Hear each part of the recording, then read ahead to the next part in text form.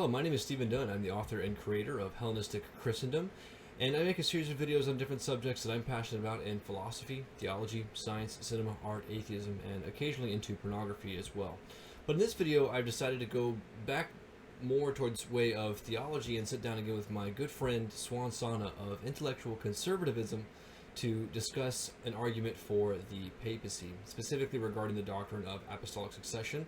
So, to give a little more context, I am a Reformed Protestant of the Calvinist sort. Suan Sonna, of course, is a Roman Catholic, and hence we're kind of just having a sort of conversation back and forth as to better understand how the varying theological traditions, my own and his, understand the doctrine of apostolic succession. So, this video does contain a visual PowerPoint presentation from Suan, so I'll sort of let him take over the video. But I just want to say thank you so much, God bless, and please share the video as you see fit. Thank you so much. Yeah, thanks for having me, Stephen. So, the case that I'm going to make for the papacy is not going to depend on the authority of the church fathers. I'm not going to use a kind of circular argument where I'm like, hey, the magisterium said so, right? So, I'm going to depend on standard arguments that anyone would use to defend a doctrine or a basic position in Scripture. And the argument is going to be based on a lot of typological analysis. So typology is just to say that the Bible repeats certain images, and these images that are used in the Old Testament are fulfilled and completed in the New Testament. So we're going to specifically focus on the papacy. Now, I should also begin by saying that when you think about this subject, don't think about me trying to prove some medieval pope, right? That's not what I'm trying to do. Don't think about me trying to prove the Pope Mobile, right? Or something like that, or why the popes look so weird. Leave all that out of your head and just think about how the papacy is basically one shepherd ruling the one flock and guiding the one flock forward. That's the basic idea, and that flock being Christ's flock. So I'm now going to share my screen and try and find, let's AKA, why should Stephen call some Italian guy Papa? You're going to find out, boy. All right, here we go. So, the papacy.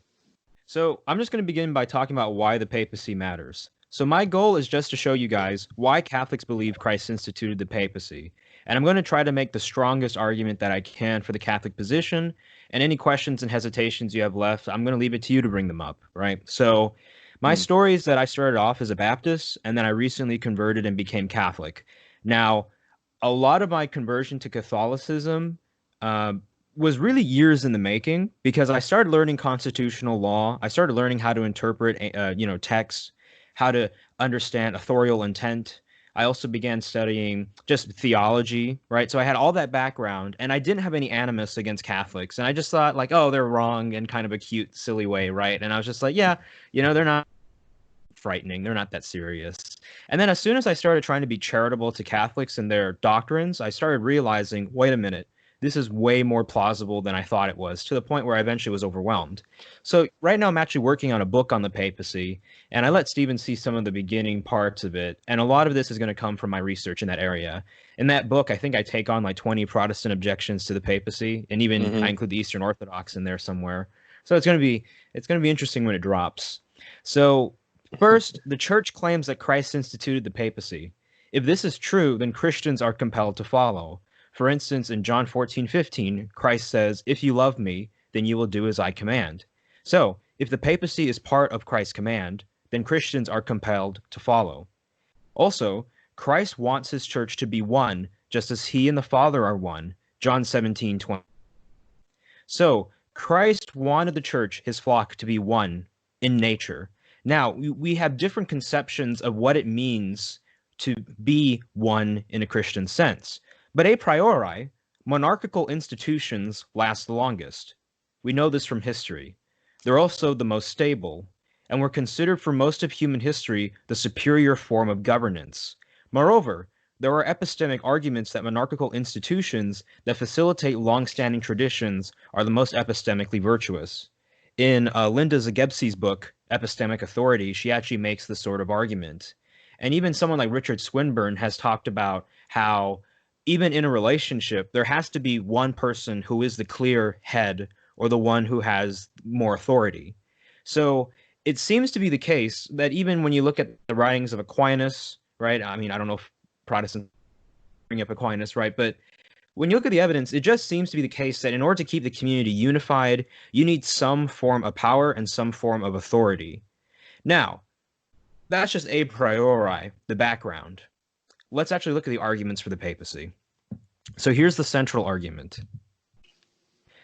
Christ is a Davidic monarch. Davidic monarchs have prime ministers in the royal cabinets. Therefore, Christ has a prime minister in his royal cabinet. Premise 4, Peter is Christ's prime minister. If Peter is Christ's prime minister, then Christ instituted a prime ministerial office. If Christ instituted a prime ministerial office, then he instituted the papacy. Therefore, Christ instituted a prime ministerial office. Therefore, Christ instituted the papacy. I'm going to defend only the bolded premises since they're the most fundamental. So premise 1, Jesus equals Davidic monarch. God makes a promise to King David in 2 Samuel chapter 7, verse 8 to 17, that his kingdom will last forever. God also goes so far as to say within that promise that the heirs of the throne are going to be treated like his son. And even Christ is foreshadowed in that 2 Samuel promise. Because, for instance, I think the book of Luke makes a pretty big deal of the fact that Christ was flogged and whipped. And then in 2 Samuel 7, God talks about, and I will discipline my son, and he will be essentially flogged, right, and hit with the rods of men. So it's obvious then that God made a Davidic covenant that David's kingdom was going to last forever. So we see in the New Testament that Christ is seated on the throne of David. In Luke chapter 1, verse 32 to 33, we see this clearly said. Christ is also called a son of David, meaning he is the rightful heir to the throne. And I include there all the biblical citations. There's just so many a number to justify this argument.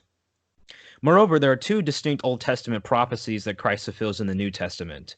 First, the branch of Jesse will rule the world. This argument is made in Isaiah and is fulfilled in Matthew 28:18, when Christ says, all authority has been given to me on heaven and on earth. Moreover, Jesse will rule or will become high priest of the temple. This is said in Zechariah 6:11 to 13, and Paul says in Hebrews 4, chapter 14, verse 16, that Christ is our new high priest. Also, Jesus is hailed upon his triumphal entry as the promised Davidic monarch.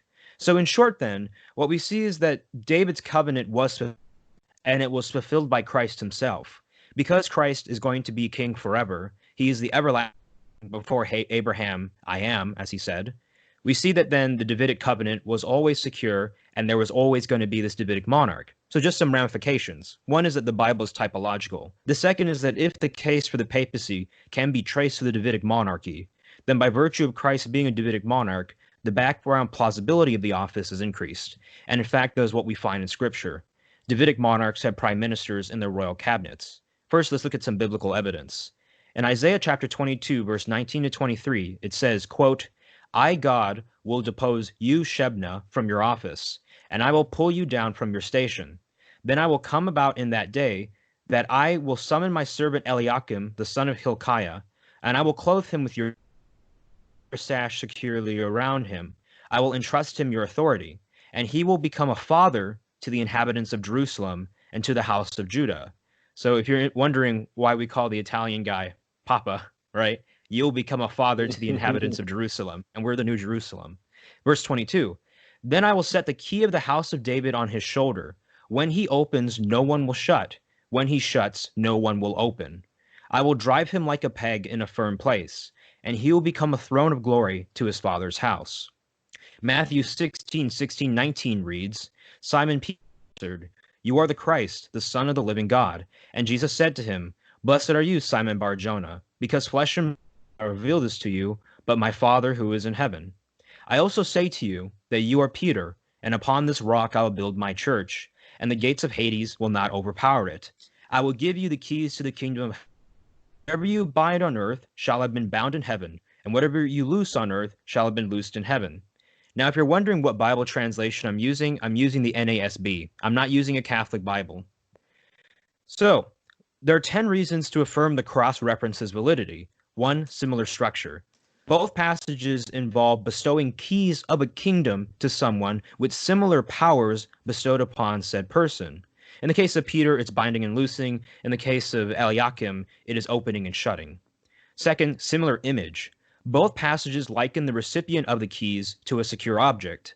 In the case of Peter, he was likened to a rock. In the case of Eliakim, he was likened to a firm peg. Three, similar backdrop. Both passages represent a transition from corruption to purity. For instance, in the Isaiah 22 passage, Shebna, who was a corrupt secretary of the king, is eventually deposed of his position, and Eliakim assumes his position.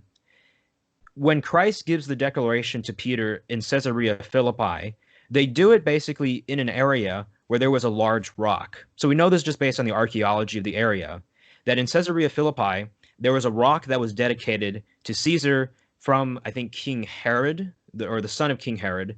And essentially, this rock represented the core of pagan worship. In the process, then, when Christ makes this declaration that upon this rock, Peter, he's going to build his church, that shows a transition from paganism to the Christian order that is to come. Similar timing. Both passages precede the siege of Jerusalem in their respective times and give someone the keys to a kingdom before the cataclysmic event. So Eliakim was the prime minister when the siege of Jerusalem in the Old Testament happened, or at least he was there around that time. I think he was the prime minister when that event happened. Likewise, Peter is given the keys to the kingdom before the siege of Jerusalem in the New Testament times. Jesus and Isaiah.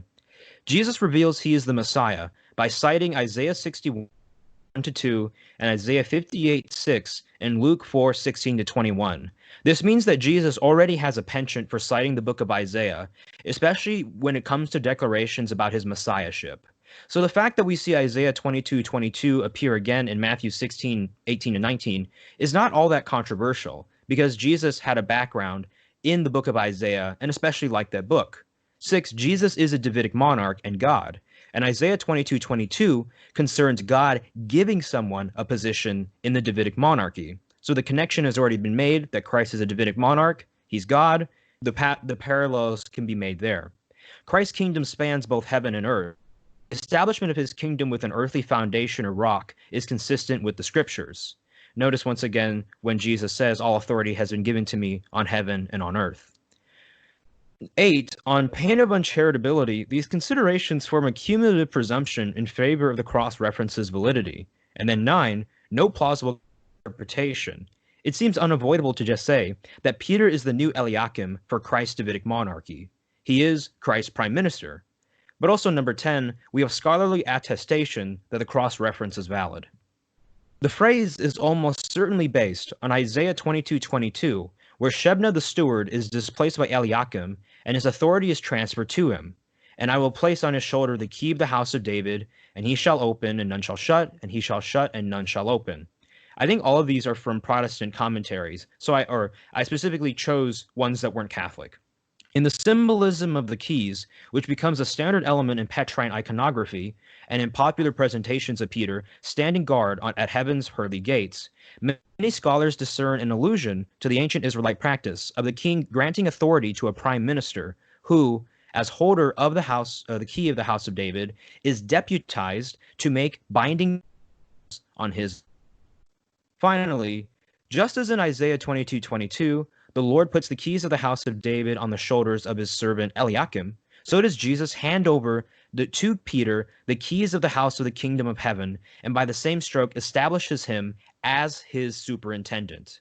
There is a connection between the house and the church, the construction of which has been mentioned, and of which Peter is the foundation, and the celestial house of which he receives the keys. The connection between these two images is the notion of God's people. We also have historical attestation that there was a prime ministerial office within the Davidic monarchy. I'm just going to read the first quote for the sake of time. Among the civilian posts was an officer over the household. This master of the palace, whose position was hereditary, was apparently sufficiently important that he might also serve as a governor in the absence of the king.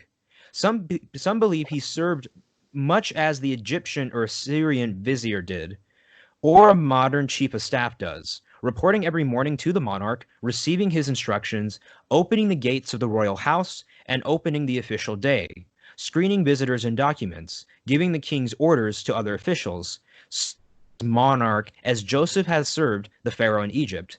Either he or another may have acted as the king's servant, whose role may have been the keeper of the seal. So we see that this is an established position. Archaeologically, people are aware that there was a prime minister in the Davidic monarchy. I include two other quotes as well that describe Eliakim's position and talk about the royal palace. So the next premise that I want to defend is that Peter is Christ's prime minister. So there's biblical evidence first of Peter's primacy or importance. This matters because even though apostles, right, do share some kind of teaching authority with Peter, what matters is that if we're claiming that Peter is Christ's prime minister, so he's distinct from the rest, then there better be some biblical evidence to at least show that Christ was especially interested in Peter. And we have plenty of evidence. So first, in every list of the 12, Peter is placed first and Judas last. And the Greek word that is used in Matthew for when it says Peter the first is protos. Protos means first in principle or importance. So to cite two biblical scholars, Craig S. Keener and Dale Allison, the mention of Peter first suggests his influential position. Dale Allison writes, Peter is first, by which is meant not just first on the list, but a privileged status. Judas, the most dishonored, is last. Moreover, speaks on behalf of the apostles to Jesus on multiple occasions. Also, during the resurrection, we see Peter specifically emphasized. In Mark 16:7, when the angel talks to the women, the angel says to them, tell Peter and the disciples. Not just tell the disciples, but tell Peter and the disciples.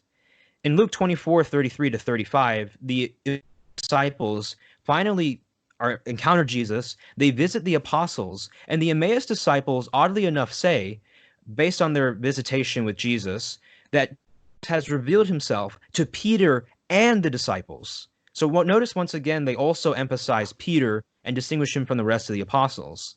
In John 20:4-6, we see once again that when John and Peter are running to the tomb, despite the fact that John beats Peter to the tomb of Jesus, John waits until Peter goes in first. In 1 Corinthians chapter 15, verse 5, in the famous creed on the resurrection of Christ, Paul also emphasizes that Christ appeared first to Peter and then the rest of the apostles. Jesus elevates Peter twice above the rest of the apostles. In Luke chapter 22, verse 31-32, what's fascinating is that in this passage, Jesus says, Simon, Simon, Satan is trying to sift you. But when he talks about you, he's talking about all the apostles. So Jesus is emphasizing that the devil is trying to scatter all of Christ's flock, or all of Christ's apostles. And then Jesus says, but I have prayed for you, Peter, so that your faith may not fail, and that when you return or come again, you'll be able to strengthen your brothers. So notice that Jesus is saying the devil's attacking all of you, right? So if we're going to assume that Jesus was egalitarian and didn't subscribe to some Petrine primacy, we would expect him to say, and I prayed for all of your faiths not to fail. So it's interesting that he specifically wants Peter not to fail. In John 21:15, likewise, when Jesus and Peter are sitting down and Peter is reinstated into service, Jesus asks a very weird question. He says, do you love me more than these? Now, some commentaries argue that when Jesus says more than these, he's talking about maybe Peter's fishing equipment or maybe Peter's former life. But there's a growing number of scholars who are starting to say that when Jesus says, do you love me more than these, Jesus is specifically talking about the apostles. So Jesus is saying, Peter, do you love me more than the apostles do? Once again, Jesus kind of introduces a weird elevation of Peter that seems very incompatible with a more egalitarian understanding of the Petrine position. Jesus rebukes Peter for the apostles' failures, implying his leadership over the apostles.